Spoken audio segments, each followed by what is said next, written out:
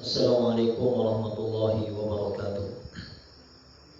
Innal hamdalillah nahmaduhu wa nasta'inuhu wa nastaghfiruh wa na'udzu billahi min shururi anfusina wa min sayyiati a'malina. May yahdihillahu fala mudilla lahu wa man yudlil fala hadiya lahu. Asyhadu an la ilaha illallah wahdahu la syarika lahu wa asyhadu anna Muhammadan 'abduhu wa rasuluh. يا أيها الذين آمنوا اتقوا الله حق تقاته ولا تموتن إلا وأنتم مسلمون. يا أيها الناس اتقوا ربكم الذي خلقكم من نفس واحدة وخلق منها زوجها وبث منهما رجالا كثيرا ونساء واتقوا الله الذي تساءلون به والأرحام إن الله كان عليكم رقيبا. يا أيها الذين آمنوا اتقوا الله وقولوا قولا سديدا يصلح لكم أعمالكم ويغفر لكم ذنوبكم ومن يطع الله ورسوله فقد فاز فوزا عظيما.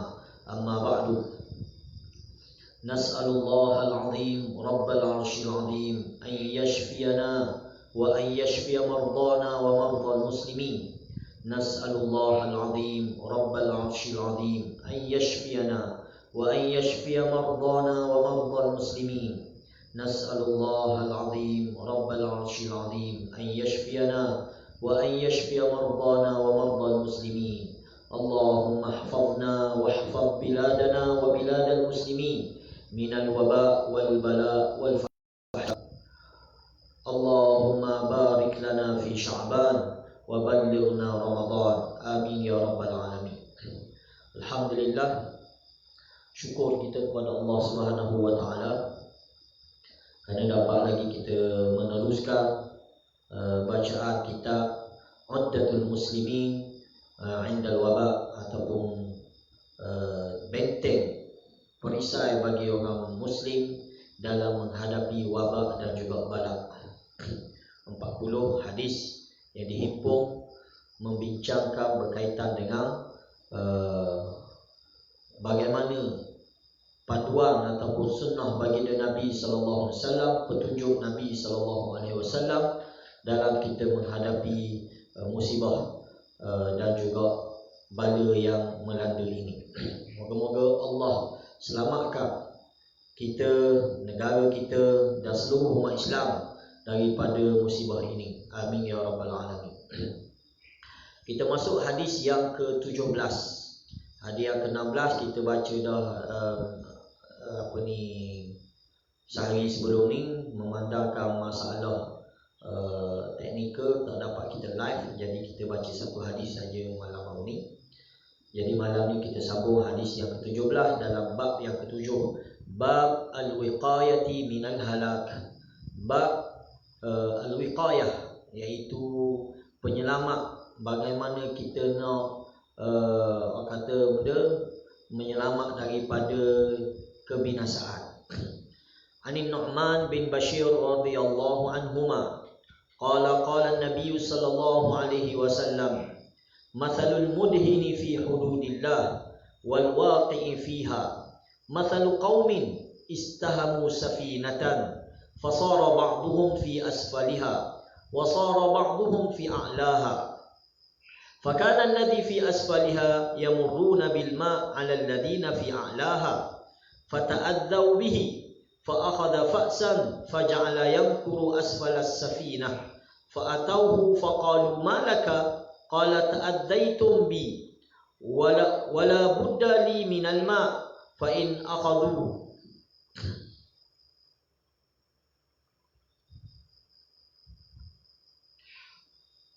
فإن أخذوا ولا بد لي من الماء فإن أخذوا على يديه أنجوه ونجوا أنفسهم وإن تركوه أهلكوه وأهلكوا أنفسهم.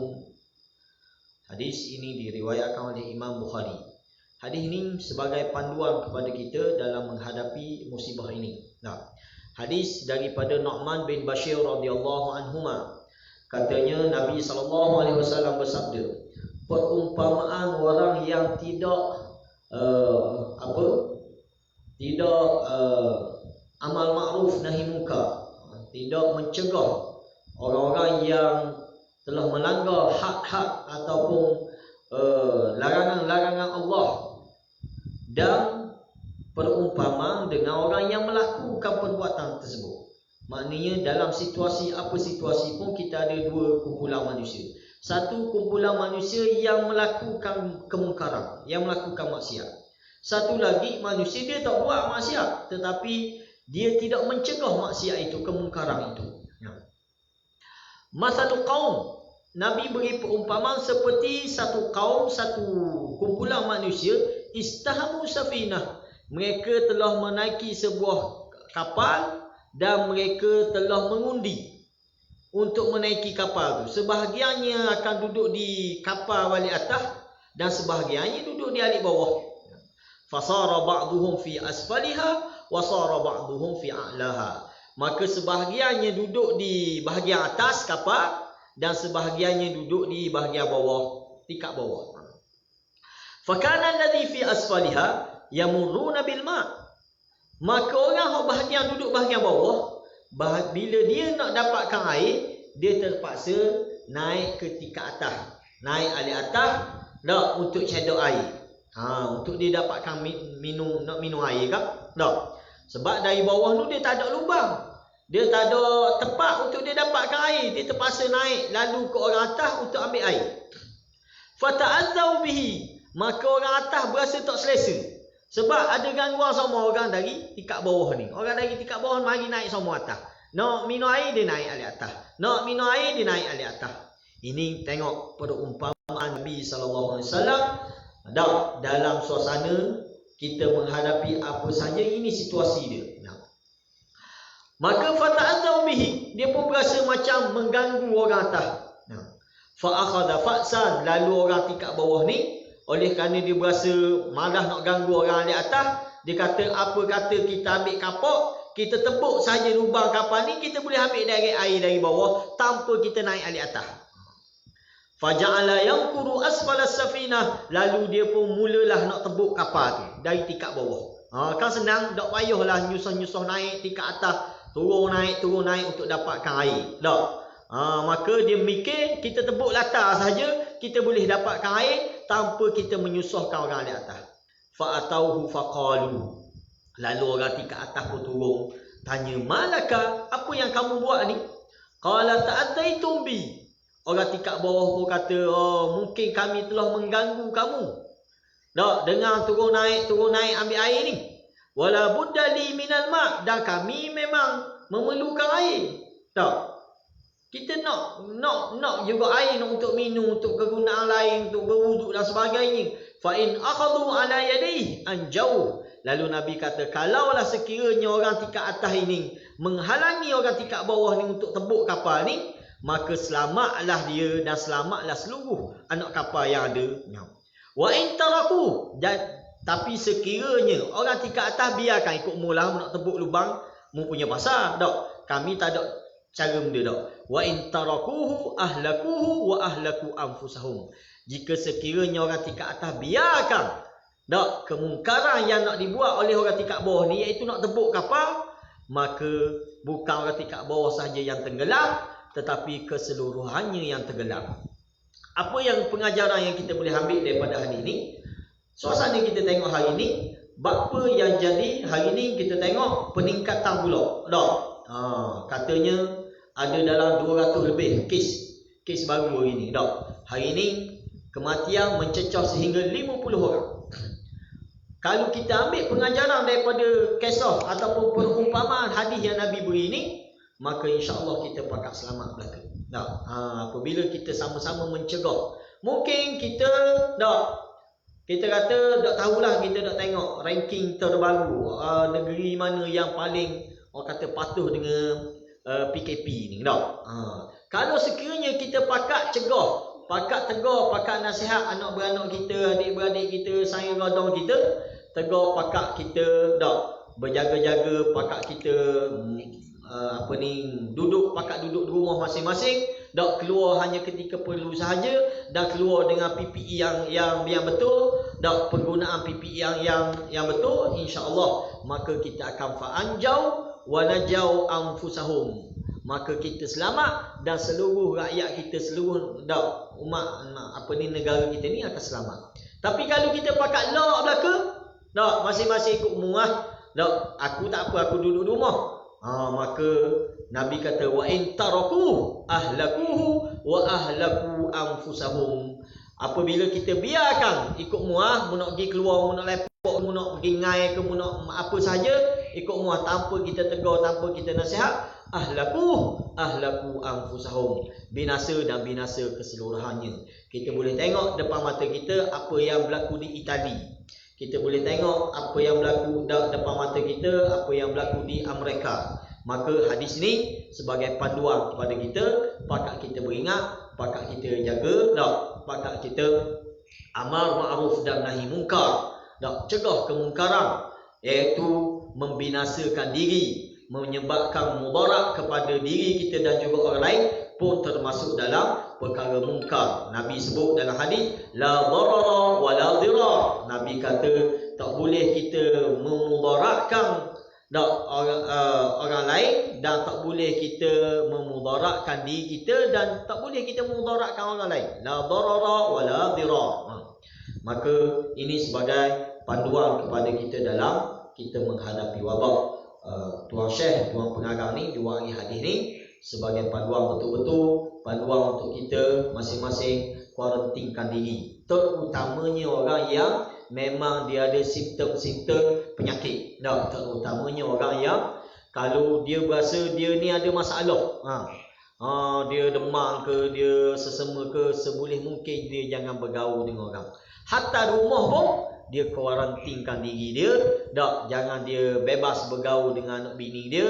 Jangan dia bersentuh-sentuhan dengan keluarga dia, untuk kita mengelakkan, memutuskan rangkaian virus ini. InsyaAllah ini hadis sebagai panduan kepada kita masing-masing, pakat beringat, pakat tegur, pakat nasihat. Mungkin kita tak boleh temu, tetapi kita boleh berhubung melalui WhatsApp, melalui Facebook dan sebagainya. InsyaAllah kalaulah pakat-pakat kita usahakan benda ni, maka kita akan fa'anjau sebagaimana Nabi sebut, anjauhu wa najau anfusahum. Dia telah selamat dan dia menyelamatkan keseluruhan orang lain. Sebagaimana contoh yang Nabi beri yang jelas depan kita, kita boleh faham, iaitu orang yang naik kapal tadi. Seorang duduk bahagian bawah, ataupun sebahagian duduk bahagian bawah, sebahagian duduk tingkat atas. Kalau orang tingkat atas tak ambil hal, tak amar makruf nahi mungkar kepada orang tingkat bawah, maka orang tingkat bawah pakaknya tepuk latar, tenggelam habis kapal ni, habis tenggelam habis. Bukan orang bawah sahaja, termasuk orang di atas pun akan tenggelam sama. Hadis yang seterusnya, hadis yang ke-18 malam ni kita ambil. An Zainab binti Jahshin radhiyallahu anha anna Nabiy sallallahu alaihi wasallam dakhala 'alaiha fazi'an yaqulu la ilaha illallah wailun lil arab min syarri qad iqtarab futiha al-yawm min radmi ya'juj wa ma'juj mithlu hadhihi wa halaqa bi isba'ihi al-ibham wallati taliha. Qalat Zainab bintu Jahshin faqultu ya Rasulullah anahliku wa fina salihun? Qala na'am idza kathura al-khabath. Hadis riwayat Imam Bukhari dan juga Imam Muslim. Dari Zainab binti Jahshin radhiyallahu anha, katanya sesungguhnya Nabi sallallahu alaihi wasallam dakhala 'alaiha, Nabi telah masuk ke rumah dia, iaitu Zainab binti Jahsh. Zainab binti Jahsh ini salah seorang daripada Nabi SAW. Dalam keadaan fazi'an, dalam keadaan terkejut ataupun dalam keadaan orang kata ketakutan. Sambil Nabi berkata, Nabi bersabda, la ilaha illallah, tiada ilah, tiada Tuhan yang layak disembah melainkan Allah. Maknanya Nabi mengucap panjang, la ilaha illallah. Nabi kata, sebab apa ni? Wailun lil Arab, celakalah bagi bangsa Arab. Nabi kata sebab dia min syarrin qad iqtarab, kerana kejahatan ataupun keburukan yang hampir tiba dah. Apa maksud keburukan yang hampir tiba ni? Nabi pun sebut futihal yaum, telah terbuka pada hari ini min radmi Ya'juj wa Ma'juj, telah terbuka lubang yang membentengi golongan ataupun bangsa Ya'juj dan Ma'juj. Kita tahu belaka Ya'juj dan Ma'juj ni adalah salah satu tanda-tanda kiamat, tanda-tanda besar kiamat. Di samping keluarnya Dajjal, di samping keluar turunnya Nabi Isa AS, Nabi SAW mengkhabarkan kepada kita salah satu tanda akhir zaman ataupun tanda hampirnya kiamat, iaitu munculnya keluarnya Ya'juj dan Ma'juj. Ya'juj dan Ma'juj ni dikatakan mereka ni adalah dua bangsa ataupun dua kaum, dua kabilah besar. Dia daripada Bani Adam, tetapi makhluk perosok yang cukup dahsyat yang akan keluar di akhir zaman. Kalau kita ni malam Jumaat dan esok hari Jumaat, mungkin esok Jumaat yang ketiga kita tak dapat melaksanakan Jumaat. Dah kita sebut dah pada malam pertama dan malam kedua kita dah sebut, walaupun mungkin kita tak boleh lagi melaksanakan sembahyang Jumaat secara berjemaah beramai-ramai dah, tetapi busyra, berita gembira bagi orang yang sentiasa menjaga Jumaat dia sentiasa datang awal, dia mari sembahyang sunat dan dia mendengar khutbah dengan baik, maka busyra lahum, berita gembira untuk mereka, sebab Allah tetap akan mencatatkan pahala walaupun dia tak pergi Jumaat, dah 3 minggu dah dia tak pergi Jumaat. Tapi malang dan sedih bagi orang yang sebelum adanya perintah PKP ini, mereka melalaikan solat Jumaat mereka. Mereka mengabaikan, tak melengah-lengahkan solat Jumaat mereka. Ataupun mereka biasanya meninggalkan solat Jumaat. Maka bagi mereka tiadalah mendapat pahala sebagaimana pahala orang yang melazimi sembahyang Jumaat. Begitu juga sembahyang fardu. Siapa-siapa yang dijaga sungguh sembahyang fardu secara berjemaah, pada musim ini, musim PKP ni, kita dah hari keberapa dah kita tak boleh sembahyang berjemaah beramai-ramai di masjid, di surau, di rumah-rumah Allah, maka busyra lahum, berita gembira untuk mereka, kerana mereka tetap mendapat pahala walaupun mereka tak dapat sembahyang secara berjemaah. Jadi salah satunya tanda kiamat yang Nabi sebut Ya'juj dan Ma'juj, yang mana kita pada hari Jumaat, malam Jumaat ataupun pada hari Jumaat, kita disunatkan untuk membaca surah Kahfi. Salah satu cerita-cerita ataupun peristiwa besar yang disebut di dalam surah Kahfi adalah peristiwa Ya'juj dan Ma'juj. Pada zaman bila? Pada zaman Raja Zulkarnain dulu. Raja Zulkarnain dulu pernah dia menjelajah dunia ni, dan dia sempat sampai ke perkampungan ataupun negeri yang berhampiran dengan negeri Ya'juj dan Ma'juj ni. Lalu dia telah membentengi bangsa ini, ditutup bangsa ni daripada benteng gunung dan dibuat dengan tembaga dan besi, tutup dia daripada berhubung dengan manusia. Nampak? Maka benteng ini kukuh, menyebabkan Ya'juj dan Ma'juj tak boleh keluar daripada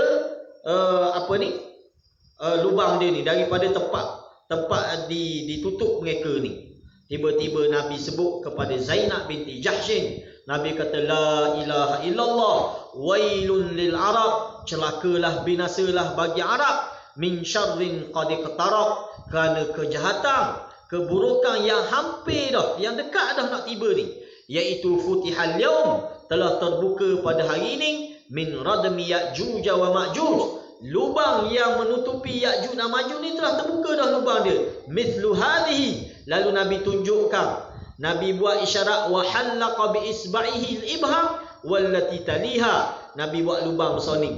Nabi kata telah terbuka lubang yang menutupi Ya'juj dan Ma'juj besar ni, menunjukkan dah hampir sangat dah tiba. Yang hampir sangat keluarnya Ya'juj dan Ma'juj, yang mana Nabi kata apabila puak ni keluar, mereka membinasakan dunia. Apa saja yang melintah depan mereka, mereka ke darah belaka, mereka makan belaka. Wal'iyadzubillah. Ini satu musibah atau bala yang lebih dahsyat daripada corona yang kita hadapi pada hari ini. Dan Nabi begitu fazi'an, Nabi begitu terkejut dan begitu rasa takut dengan peristiwa yang berlaku ini. Qalat Zainab selepas dengar apa yang disebut oleh baginda Nabi SAW, Zainab pun bertanya soalan. Faqultu ya Rasulullah. Lalu aku berkata, wahai Rasulullah, anahliku wa fina salihun, adakah kami akan dibinasakan dalam keadaan di kalangan kami ini ada orang-orang soleh? Bagus soalan Zainab ni. Zainab bintu Jahshin kata, wahai Rasulullah, adakah kami akan dibinasakan Allah walaupun di kalangan kami ni ada orang soleh? Mungkin ada orang jahat, mungkin ada orang yang buat mungkar, buat maksiat, tetapi di kalangan kami ada orang soleh, orang yang sentiasa menjaga semayang dia, orang yang sentiasa bertahajud, orang yang sentiasa puasa sunatnya dan macam-macam amal yang dia buat. Qala na'am. Nabi jawab, ya, idza kathural khabath. Nabi kata, apabila kejahatan ataupun kemungkaran yang lebih banyak daripada orang-orang soleh ni dah. Kathural khabath, apabila banyak sangat kejahatan, maka pasti Allah binasakan. Allah akan membinasakan satu-satu kaum tu. Kita minta jauh, moga-moga Allah selamatkan kita, dan cepat-cepatlah kita yang masih hidup, yang masih selamat, yang masih sihat ini bertaubatlah daripada segala dosa. Boleh jadi virus ataupun wabak yang melanda dunia pada hari ini boleh jadi kerana dosa-dosa yang telah kita lakukan, termasuk diri kita. Termasuk dosa-dosa orang soleh benda, iaitu mereka tidak mencegah kemungkaran yang berlaku di hadapan mata mereka. Sedangkan Nabi sebut, man ra'a minkum munkaran falyughayyirhu biyadihi fa in lam yastati' fa bilisanihi fa in lam yastati' fa biqalbihi wa dzalika adhaful iman. Nabi kata, barang siapa yang melihat satu kemungkaran, maka hendaklah dia cegah dengan tangannya, iaitu dengan kuasa dia. Kalaulah dia tak mampu, maka cegahlah dengan lidahnya, iaitu dengan nasihat, dengan teguran dan sebagainya. Kalau tak mampu juga, cegahlah dengan hati, iaitu dia membenci segala maksiat, segala kemungkaran yang berlaku itu. Ini tanggungjawab kita, dan marilah kita pakat bertaubat. Moga-moga Allah mengangkat wabak ini, kerana semua umat Islam menyatakan diri, bertaubat, memohon kemaafan daripada Allah, kembali ar-ruju' ilallah, al-inabah ilallah. Kita pakat kembali kepada Allah Subhanahu wa taala. Jadi ni hadis ni Nabi sebut zaman Nabi hari itu, 1400 tahun lebih hari itu, kat 1500 tahun lebih hari itu, Nabi sebut peristiwa ini. Bayangkan masa Nabi ada itu, dah besar ni berlubang, ruangan tempat menutupi Ya'juj dan Ma'juj untuk keluar ke dunia yang nyata ini. Bayangkan hari ni besar mana dah lubang. Bayangkan hari ni besar mana. Ini satu benda yang cukup-cukup menakutkan kita. Moga-moga bila kita dengar hadis-hadis lagu ni, menyebabkan kita cepat-cepat nak kembali kepada Allah, cepat-cepat kita nak bertaubat kepada Allah, dan kita meningkatkan amal. Terutamanya kita berada di bulan Syaban, menjelang Ramadan ini, marilah sama-sama kita pakat memperbanyakkan puasa sunat. Sebab inilah satu-satunya bulan yang paling banyak Nabi puasa sunat. Maka kita perbanyakkanlah puasa sunat sebagaimana yang ditunjukkan oleh baginda Nabi sallallahu alaihi wasallam.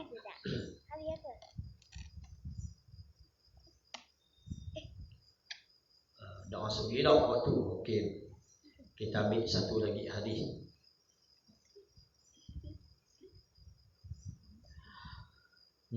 Bab an-nahyi 'anit tiyarah wal qil wa qal wal qal. Bab larangan daripada at-tiyarah. At-tiyarah ni menganggap sial kepada sesuatu benda. Sial hari ke sial waktu-waktu tertentu ke, benda-benda ke kita sebut at-tiyarah. Di zaman jahiliah dulu, mereka apabila mereka nak keluar, mereka nak bermusafir, mereka akan ambil seekor burung, mereka akan lepas. Sekiranya burung ni terbang balik kanan, maka dia kata perjalanan kita selamat. Tapi sekiranya burung ni terbang balik kiri, maka dia kata ni perjalanan yang sial. Perjalanan ni sial. Ini satu benda yang dilarang dalam agama. An-nahyi 'anit tiyarah. Kita dilarang untuk menganggap sial pada sesuatu benda. Di alam Melayu kita ni, biasanya kita kata benda, kalau kita jalan ada bewok nitah. Oh, kita kata ada benda bahaya berlaku depan ni, itu termasuk tiarah kita kata dah. Jangan kita buat. Ataupun benda lagi. Benda lagi alam Melayu kita banyak rasanya dah. Bewok nitah lah, kelip mata kanan lah, apa lagi? Kelip mata kiri lah, gatal tangan lah, macam-macam peseng. Benda-benda tu kita tak perlulah sebab dia tak ada kaitan benda. Itu kita telah menganggap kalau orang dulu dia menganggap bulan Safar. Bulan Safar ni bulan yang orang kata benda yang ada musibah, ada macam-macam. Alhamdulillah zaman kita hari ni tak ada dah. Dulu orang dulu dia ada mandi Safar lah, apalah macam-macam. Ini kita kata at-tiyarah yang dilarang dalam agama. Wal qil wal qal. Qil wal qal ni ucapan-ucapan yang sia-sia. An Anas bin Malik radhiyallahu anhu anin Nabi sallallahu alaihi wasallam qala la adwa wa la tiyarah wa yu'jibuni al-fa'lu. Qalu wa mal fa'lu? Qala kalimatun tayyibah. Kalimatun tayyibah.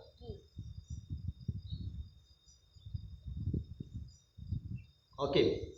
Dari Anas bin Malik radhiyallahu anhu, dari Nabi sallallahu alaihi wasallam baginda bersabda, la adwa, tiadanya jangkitan. Wala tiarah, dan tiadanya sialan. Wa yu'jibuni, dan yang menakjubkan, yang mengkagumi aku, al-fa'lu. Nabi kata. Qalu, lalu para sahabat bertanya, apa itu fa' ya Rasulullah? Wa mal fa'lu? Qala kalimatun tayyibah, ucapan yang baik. Ucapan yang baik. Okey, kita tengok apa maksud daripada hadis yang disebut oleh baginda Nabi sallallahu alaihi wasallam. Nafan Nabi sallallahu alaihi wasallam an takuna al-adwa mu'diyatan bidatiha wa naha 'anit tasha'um al-mabni 'ala zajri at-tayr. Fa hadhihi al-umur la taruddu qadaran wa la tughayyiru qada'a. Maksud daripada hadis ni, Nabi menafikan an takuna al-adwa mu'diyatan bidatiha, bahawa jangkitan tu berlaku berdasarkan semata-mata jangkitan semata-mata, tidak.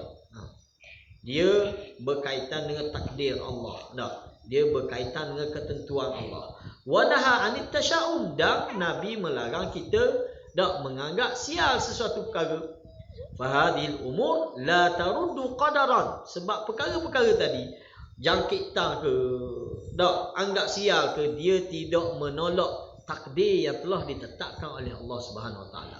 Wala tughayyiru qada'an, dan dia tak boleh mengubah sesuatu benda ketetapan yang telah Allah hukumkan, Allah tetapkan, tak boleh.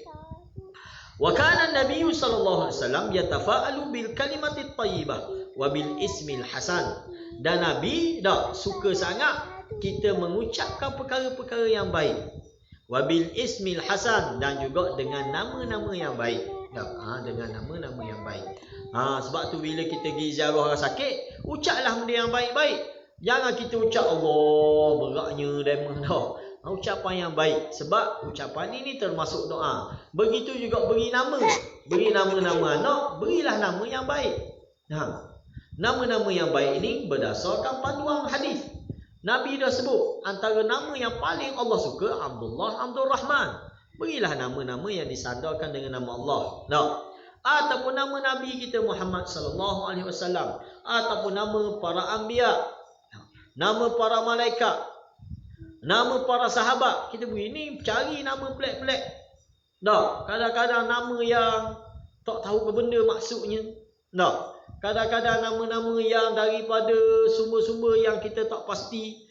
Maka carilah nama yang baik. Sebab nama ni juga termasuk doa.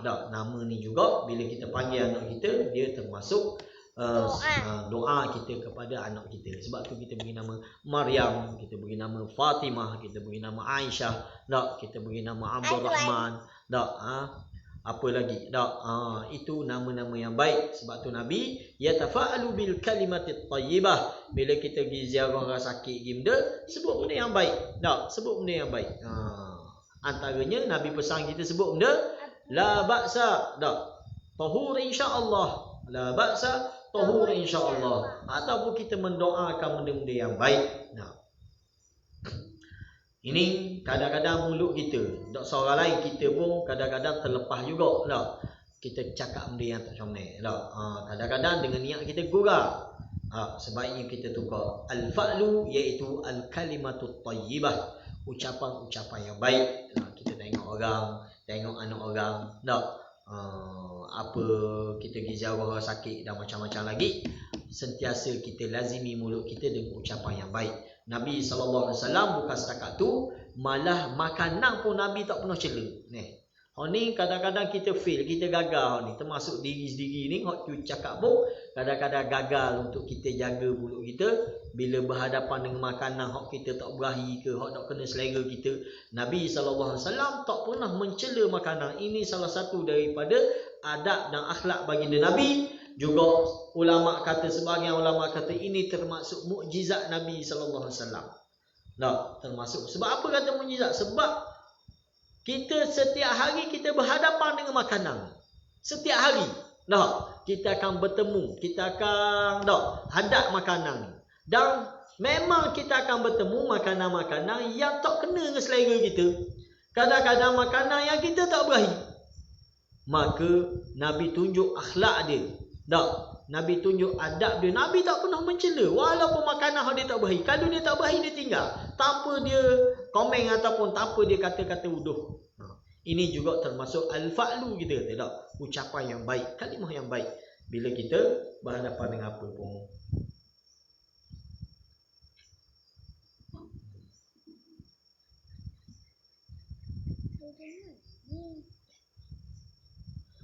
Jadi bila kita berhadapan dengan musibah ini, walaupun kita kata memang wabak ini dia melalui jangkitan dan sebagainya, tetapi tak boleh kita nisbahkan semata-mata kerana jangkitan ni lah kita kena, kerana ni tetapi dia adalah min qadarillah. Antu'mina bil qadari khairihi wa syarrihi. Hendaklah kamu beriman dengan takdir, dengan ketentuan Allah. Sama ada ketentuan yang baik ataupun ketentuan yang buruk. Ingat, walaupun corona berlaku pada tahun 2020 ni, tetapi kita kena ingat takdir Allah telah berlaku lama dah. Allah dah tulis lama dah. Rufi'atil aqlam wa jaffatit suhuf. Telah diangkat kalam dan telah kering buku catatan yang menulis segala takdir yang berlaku dalam dunia ni, termasuk berlakunya wabak pada tahun 2020 ini. Masya Allah, dah nak masuk waktu.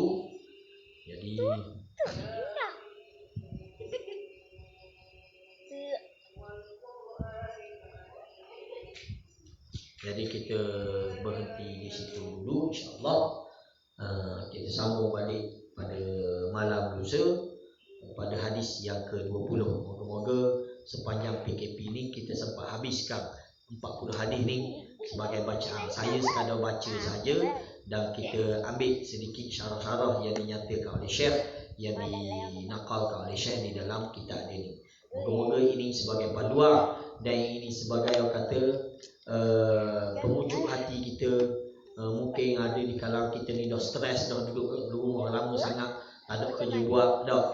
Moga-moga bila kita dengar hadis-hadis Nabi ni menjadi penyejuk hati kita, penenang hati kita dan menjadi panduan dalam kehidupan kita, terutamanya di zaman kita menghadapi musibah ini. Moga-moga kita pakatlah berdoa kepada Allah. Allahumma hfazna wahfaz biladana wa biladal muslimin minal waba wal bala wal fahsya. Allahumma hfazna wahfaz biladana wa biladal muslimin minal waba wal bala wal fahsya. Ya Allah, peliharalah kami dan peliharalah negara kami dan peliharalah seluruh negara umat Islam daripada segala wabak, segala bala dan segala fahsyat, segala perkara keji. Amin ya rabbal alamin. Subhanakallahumma wa bihamdika astaghfiruka wa atubu ilaik. Wassalamualaikum warahmatullahi wabarakatuh.